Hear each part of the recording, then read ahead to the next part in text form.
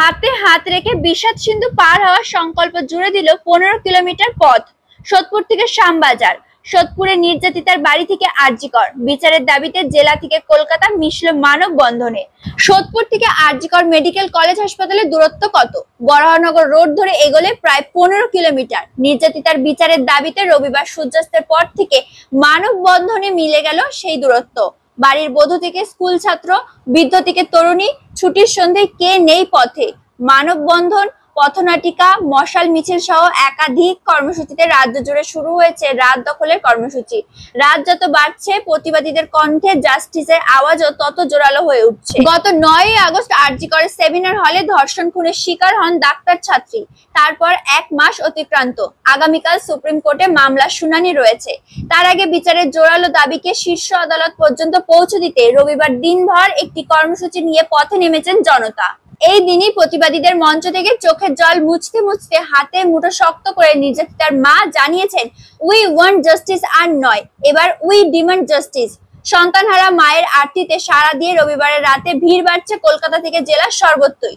টালিগঞ্জ থেকে টালা কিংবা বনগাঁ থেকে আরজিকর। প্রতিবাদীদের মিছিলে অবরুদ্ধ শহর।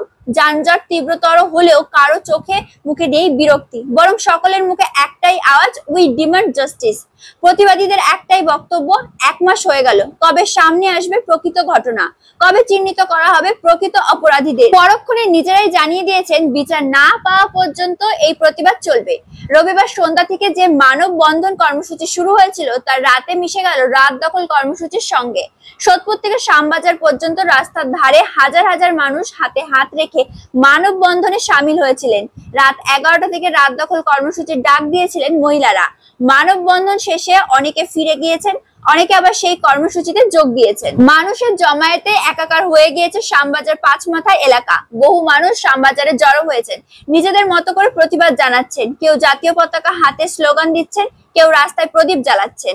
1 মাস হয়ে গেছে তিলোত্তমা এখনো বিচারহীন। তো রাজপথেই আমরা রয়েছি, এই লড়াই রাজপথেই চালিয়ে যাব যতক্ষণ না শেষ দেখছি, যতক্ষণ না সঠিক বিচার আসে, প্রহসন নয়, সঠিক বিচার না যতক্ষণ পাচ্ছি ততক্ষণ আমরা আমজনতা এই লড়াই চালিয়ে যাব। যতক্ষণ হিউম্যান চেইন থাকবে ততক্ষণ তো থাকবোই। প্লাস আজকে 5 পয়েন্ট ক্রসিং এ রাত 11টা থেকে রাত দখল রয়েছে, সারা রাত সেখানে আমরা অবস্থানে থাকবো, রাত দখল করবো। এটা তো যাদের দেখার কথা তারা দেখেননি, সেই জন্যই আমাদের করতে হচ্ছে। আমাদের তো রাস্তায় নামার কথা নয়, রাস্তায় নামতে হবে কেন আমাদের? এটা তো আমাদেরও প্রশ্ন।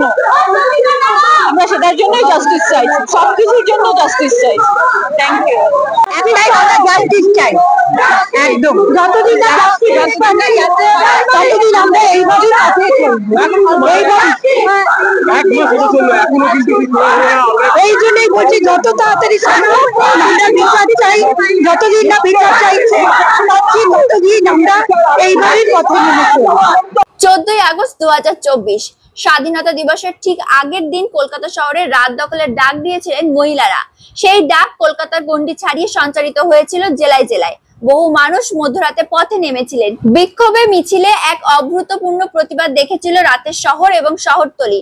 8ই সেপ্টেম্বর ঠিক 25 দিনের মাথায় আবার সেই ডাকে পথে নেমেছেন লক্ষ লক্ষ মানুষ। আর রাত দখল নিতে চলেছেন মহিলারা। শ্যামবাজার থেকে সিথির মোড়, যাদবপুর থেকে সল্টলেক। রাত 11টার পর থেকে নতুন করে জমায়েত হয়েছে সর্বত্রই। বনগাঁ থেকে সোদপুর হয়ে আরজিকর। বিচারের দাবিতে জেলা থেকে কলকাতা মিশল মানববন্ধনে। তিলোত্তমা দোষীদের শাস্তির দাবিতে ইস্ট বেঙ্গল, মোহনবাগান, মোহামেডান সমর্থকদের মশাল মিছিল এদিন স্বামী বিবেকানন্দের বাড়ি থেকে শুরু করে বিধান সরণি, হাতিবাগান হয়ে শ্যামবাজার পৌঁছায়। বিচার পেতেই হবে, একটাই কথা, উই ওয়ান্ট জাস্টিস। বিচার পেতেই হবে, আর কিছু বলার নেই। নতুন করে বিচার পেতেই হবে।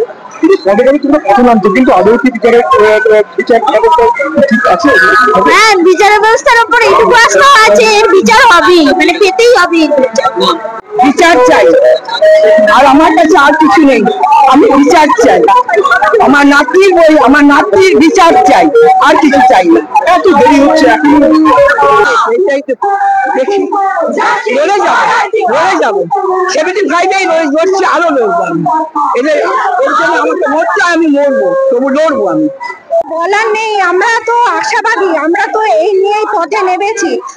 আমরা কালকের দিনের জন্য ভীষণভাবে উদ্গ্রীব হয়ে আছি, আমরা যাতে জাস্টিস পাই।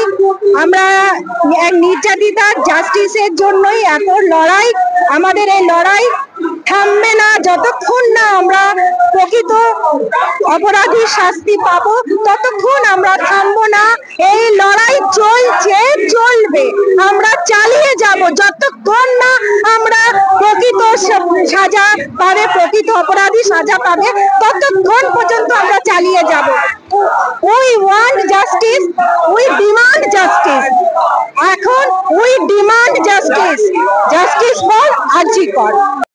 পার্থ সারথী নন্দীর সঙ্গে অর্পিতা বণিক, দেশের সময়।